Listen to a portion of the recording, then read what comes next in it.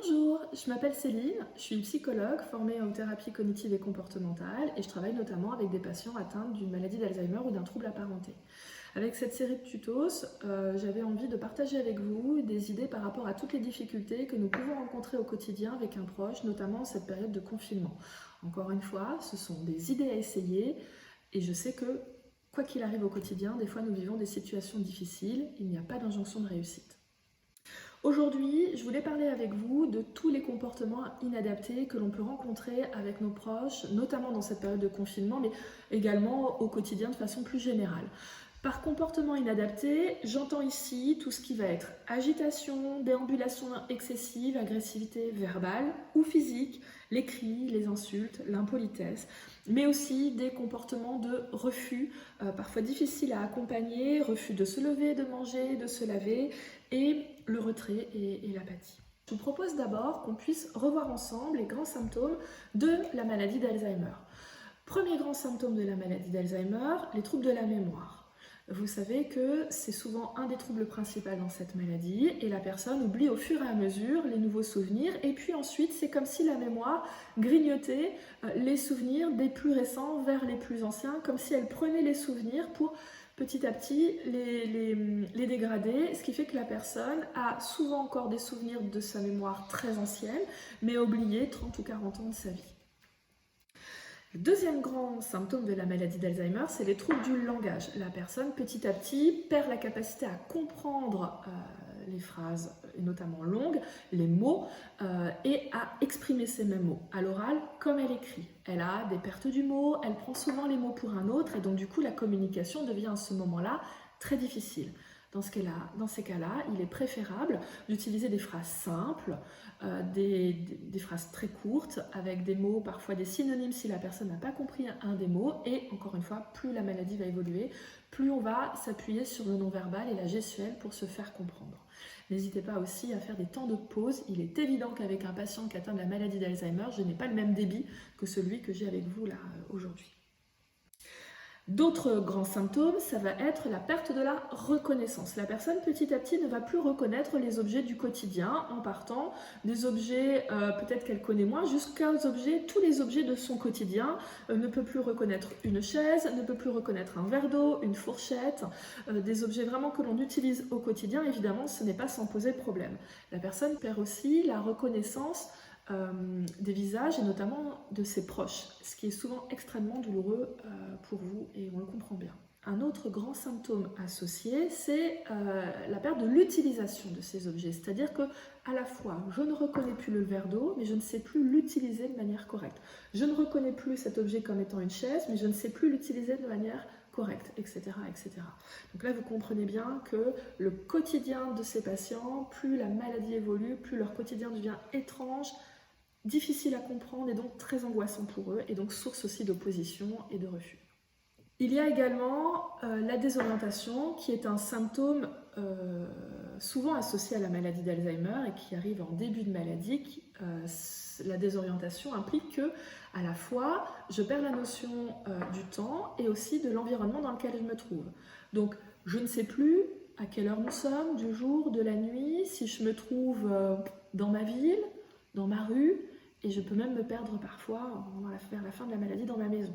Donc je ne reconnais plus ma maison, je ne reconnais plus mon environnement, je ne reconnais plus les espaces dans lesquels je vis. Vous comprenez là à quel point c'est déstabilisant pour la personne. Évidemment pour vous qui l'accompagnez dans cela. Associé à ça, on a aussi des symptômes comme la perte du jugement où la personne ne peut plus faire les choses à bon escient, au bon moment, ne peut plus analyser comment faire les choses. Donc évidemment, elle peut tout à fait, par exemple, mettre un grand manteau alors qu'il fait très chaud dehors. Au contraire, la nuit, vouloir sortir dans le jardin alors qu'il fait moins 5 degrés et que la personne est en tenue de nuit. La personne aussi souvent est désinhibée, c'est-à-dire qu'elle n'a plus de filtre pour dire les choses, donc elle peut facilement se mettre en colère ou à pleurer, et puis peut dire tout ce qui lui passe un petit peu par la tête ou avoir des comportements effectivement rapides et qu'elle ne peut plus vraiment maîtriser. Donc vous comprenez bien que ça va aussi faciliter l'agressivité, notamment quand on est anxieux et qu'on ne va pas bien. Ce qu'il faut comprendre dans les comportements inadaptés, c'est que souvent, et même la très très grande majorité du temps, ils sont liés à la conséquence de tous ces symptômes que je viens de vous présenter. Si la personne se sent dans un environnement étrange, incompréhensible, voire perçu par elle comme hostile, vu que la personne est en difficulté pour s'exprimer correctement et faire face à ce danger, le réflexe que l'on a tous dans ces moments-là, c'est de s'opposer, de se mettre en retrait, en refus pour se protéger de cet environnement. Encore une fois, nous, on est bien démunis pour comprendre ça. Pour autant, nous-mêmes adultes, on a tous déjà vécu des situations où on était tellement en difficulté pour se faire comprendre qu'on a pu s'agacer, qu'on a pu répondre de manière agressive et pour derrière le regretter parce qu'on s'était rendu compte que c'est bien parce qu'on était mal à l'aise qu'on a eu ce comportement-là et que c'est pas notre habitude. Et bien là, c'est exactement la même chose pour notre proche, sauf que cela se fait beaucoup plus facilement puisque avec toutes les difficultés que je vous ai expliquées, la personne se sent plus facilement en danger. Associé à tout ça, les raisons de l'agressivité de notre proche sont parfois les plus basiques, mais encore une fois, nous sommes bien en peine de pouvoir comprendre pourquoi elle le fait. Je vous donne des petites questions à vous poser quand vous sentez que votre proche devient agité ou se replie ou devient agressif de manière subite. Dans ce cas, n'hésitez pas à penser à des choses les plus simples. La personne, votre proche, a-t-elle faim? Est-ce qu'elle a mangé suffisamment ces dernières heures? A-t-elle soif? A-t-elle trop chaud ou a-t-elle trop froid? Encore une fois, vous savez qu'elle ne sera plus en capacité de vous demander un gilet si elle a froid ou d'enlever le troisième pull qu'elle a mis ce matin si elle a chaud. Donc elle va s'agiter sans pouvoir se faire comprendre. Porte-t-elle des vêtements trop serrés ou des vêtements inconfortables pour elle ou des chaussures inconfortables? Est-ce qu'elle a mal quelque part? Encore une fois, il y a une perte du schéma corporel qui fait que la personne ne peut plus nommer forcément si elle a mal à un genou, à la tête, etc. Est-ce qu'elle a envie de se rendre aux toilettes et qu'elle ne sait pas comment faire? Est-ce qu'elle souffre d'un problème médical? Est-elle constipée? Souffre-t-elle d'une infection urinaire ou d'une autre pathologie associée? Si vous avez un doute à ce sujet, surtout, vous n'hésitez pas à appeler votre médecin. Est-ce qu'il y a eu un changement récent de traitement? C'est pareil, s'il y a eu un changement récent de traitement et que vous sentez un changement de comportement chez votre proche, vous rappelez également le médecin. Est-ce dû à un changement d'habitude? Est-ce qu'il y a quelque chose qui est nouveau dans votre environnement? L'environnement est-il trop bruyant? Est-ce que la personne a-t-elle peur? Ou tout simplement, est-ce qu'elle s'ennuie? Donc c'est des questions très simples, mais qui permettent déjà de comprendre un certain nombre d'agitations ou de comportements d'opposition que nous pouvons observer dans le quotidien. Donc, je vous donne maintenant quelques propositions pour essayer d'atténuer ces comportements d'opposition ou d'agressivité. Première chose, déjà, essayez d'identifier la situation qui déclenche l'agressivité. En répondant aux questions initialement présentées, vous allez pouvoir peut-être déjà dénouer un certain nombre de situations. Évitez de demander à votre proche de se calmer. Je sais que c'est la première tentation que nous avons tous. Mais enfin Michel, calme-toi!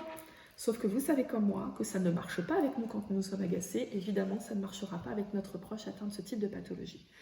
Au contraire, cela ne fait qu'augmenter son agacement et donc le risque qu'au contraire, ça monte un petit peu en escalade symétrique. Essayez plutôt de le rassurer en restant près de lui. Toutefois, respectez son espace personnel, notamment si la personne est très agacée. Elle peut sinon avoir des gestes de rejet avec vous et qui, du coup, encore une fois, nous déstabilisent d'autant plus. Se faire frapper n'est pas quelque chose, évidemment, que nous souhaitons. Si la personne a un geste de rejet avec vous ou un geste agressif vis-à-vis de vous, évitez également à ce moment-là d'essayer de la raisonner. Si vous lui dites « Mais enfin Michel, pourquoi tu m'as frappé le bras? T'es vraiment méchant avec moi, hein, alors que moi je fais tellement de choses pour toi. » Si vous lui dites ça, encore une fois, votre proche ne peut pas comprendre réellement ce qui s'est passé. C'est culpabilisant pour lui, ça risque de faire monter en épingle les choses et ne sera pas rassurant du tout pour vous. Dans ces moments-là, je sais que c'est très dur, mais essayez de garder votre calme autant possible et juste de lui nommer les choses pour vous. C'est-à-dire, Michel, tu me fais mal, arrête s'il te plaît. C'est beaucoup plus simple à comprendre et ça permet plus facilement à la personne de comprendre l'impact de son geste vis-à-vis de vous.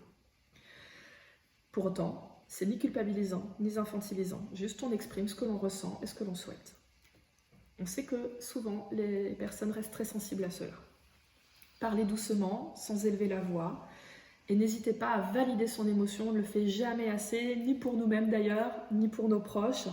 Je sais que tu es en colère, Michel, je vois que tu es en colère. Dans les moments aussi d'agressivité, n'hésitez pas à diminuer le bruit de l'environnement. Si la télé est en marche, si la radio est présente dans votre espace, n'hésitez pas à diminuer l'impact de ces bruits. Ou essayer de mettre une musique qu'il aime, quelque chose qui peut éventuellement l'apaiser. Si votre proche préfère marcher, vous pouvez marcher avec lui ou proposer une activité qu'il apprécie en général. Voilà, je sais qu'il n'y a pas de recette miracle, mais j'espère que ces petites astuces vous aideront si vous vous retrouvez en difficulté par rapport à votre proche. En attendant, prenez soin de vous et je vous retrouverai bientôt pour de nouveaux tutos.